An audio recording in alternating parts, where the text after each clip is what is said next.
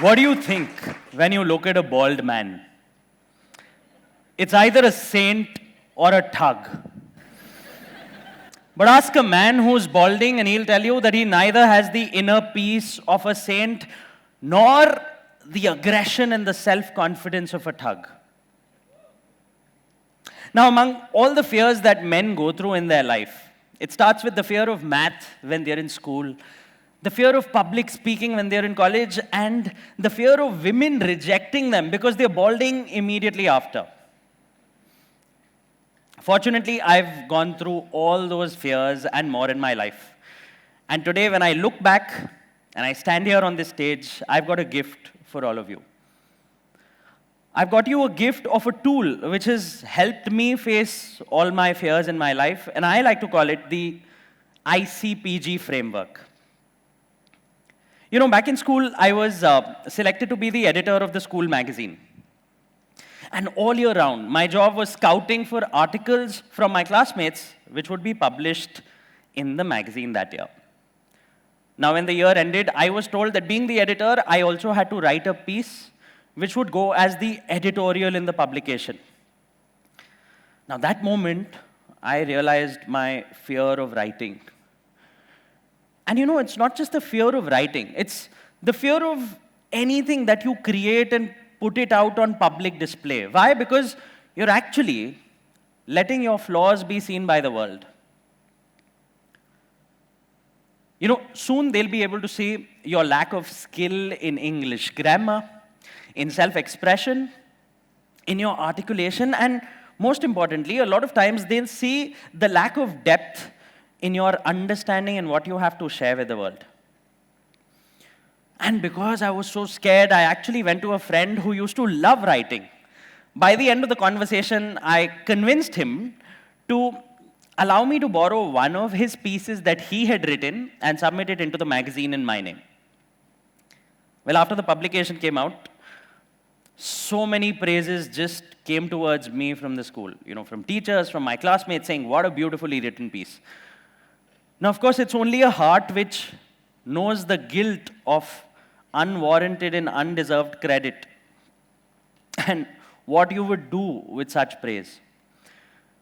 I held that secret inside of me for years to come, thinking that, you know, you can bury fears down by unethical practices.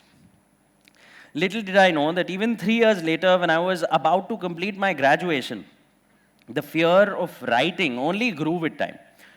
It grew to the point where I realized enough was enough. I had to face it, I had to do something about it. And the only way to face that fear is to write something and put it out on public display. Invite all the critique that you possibly can and let people judge you. Look at your flaws and judge you as much as they want. So I remember 2011, I started this one blog, which I like to call My Life is a Jalebi. And I made a promise to myself. Every month, I'm going to write 2 essays and publish it on the blog for the world to see. 2011. I shared the idea with a friend who snubbed me, saying, you know, all this blogging business you'll get over in about 6 months. It's a fad. Everyone likes to do it, but no one has the courage to keep going. Yeah? And I took it as a challenge. I said, listen, I am going to stick to it. So, as luck would have it, and luckily, I stuck to writing for years after that. In fact, so much that, unknown to me, in 2015, it received the award for the best humor blog in the country.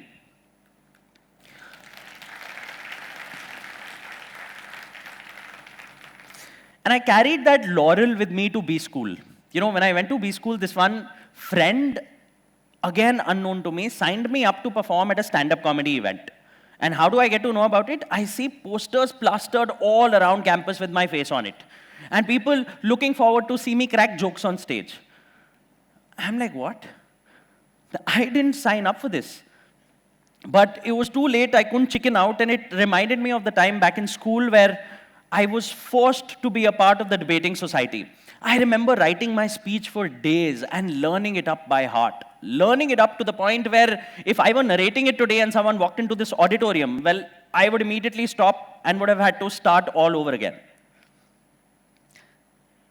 And the stand-up comedy event was then deja vu. My fingers were trembling. My body shaking like I'm a blender on a bed of marbles. And the notes that I had of all the jokes in my hands, it just flew off. And I froze. Silence. For a stand-up comedy event, that was quite the joke. And I held that embarrassment for weeks in my heart after that, weeks. Along with, of course, a receding hairline and a bald patch that I would so desperately try to hide in the mirror. Among my fears was also the fear of the wind blowing a little too hard through my hair because, oh God. I remember back during B school, I would look at pictures of myself from all the events and then cry myself to sleep thinking, who is ever going to like this guy? So much that if you guys today could go back into history and check out my internet browsing history, you would find that I was constantly searching for oils and serums which would reverse my hair fall. When all my peers were actually researching business case studies.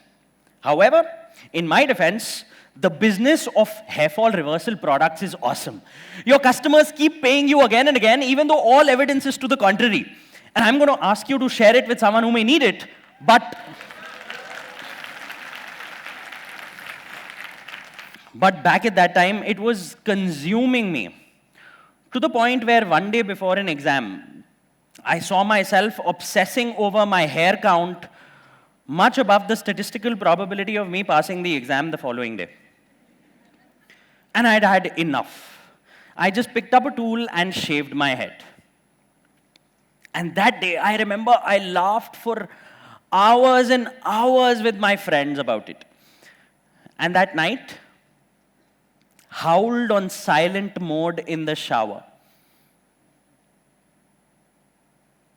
When I looked at myself in the mirror, I just wouldn't recognize this person. It wasn't me. I could never relate to him. I never had the confidence, could never go and speak in public, could never write, and suddenly I looked like something I had never imagined.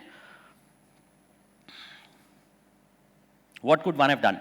And today, I'm standing here, as I stand here addressing a room of over 1,000 people, I just wonder to myself and I look back, what has really helped me get to this point, if at all? And I get messages. A lot of you would probably know me from all the content I put around business and finance on social media, and I get messages saying, oh, we love the way you articulate, we love the way you talk, it comes so naturally to you. Yeah, and we love the insights on business and finance that you're providing, where here I've not even told you the story about my fear of numbers, my fear of finance, and how I would find myself in rooms where everyone would be discussing business and economics and politics, and I would just stand silently because I had practically not even iota of value to contribute in that room. Nothing.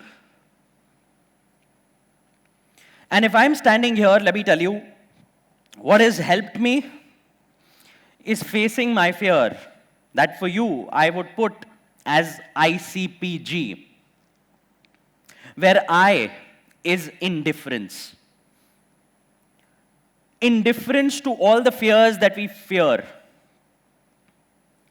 And it's okay if it's not a fear that impacts your life in a meaningful way. I mean, think of the fear of snakes, right? Like, how many of us are really encountering snakes on an everyday basis? So if you're indifferent to that fear, that's possibly okay. But there are fears that you know in your heart that if you were to face would really improve your life. It could be personally, professionally, it could be your fear of lack of knowledge, lack of skill, lack of the best of health, the fear of the fact that you can't do 20 push-ups, or in a lot of cases, the fear that we can't talk to our loved ones, our family, our friends, who we've been wanting to say something, but it's been months, probably years, that we haven't spoken a word, and we know that the moment we were to break that threshold, it would remarkably improve our lives. Remarkably. And these are the fears that you think will change your life, is where we need to take it from indifference to the C, which is challenge. Taking it up as a challenge. And in my experience, what really helps is someone challenging you. An accountability partner. In your case, it could be a family member, it could be a friend. For me, it's my social media audience, which asks me to come show up every day with one new insight, which pushes me to learn so that I don't find myself again in a room where I have practically nothing to contribute. Because that fear will consume you. And the toughest journey from that point of challenge is actually towards the P of painful action.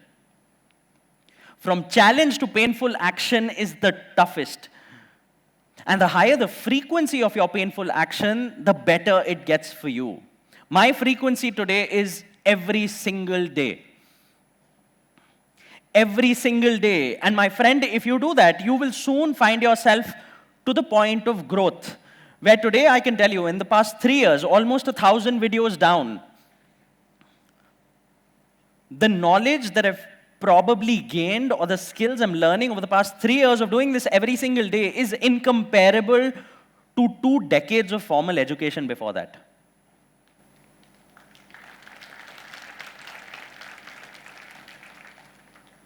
So may I urge you today to think about that one fear which is holding you back in living your best life, and take it from indifference to taking up the challenge, finding an accountability partner, moving towards painful action every single day, and then seeing yourself go to growth.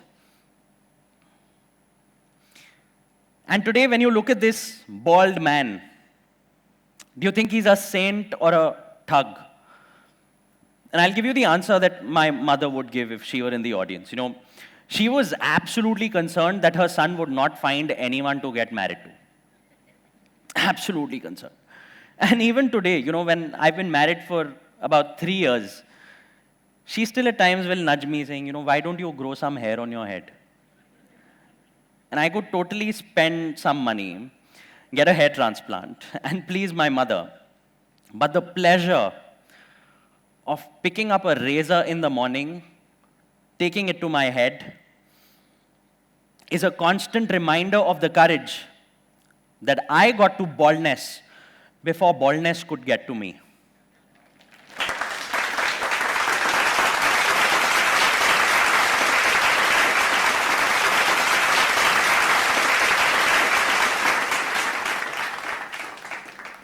Thank you.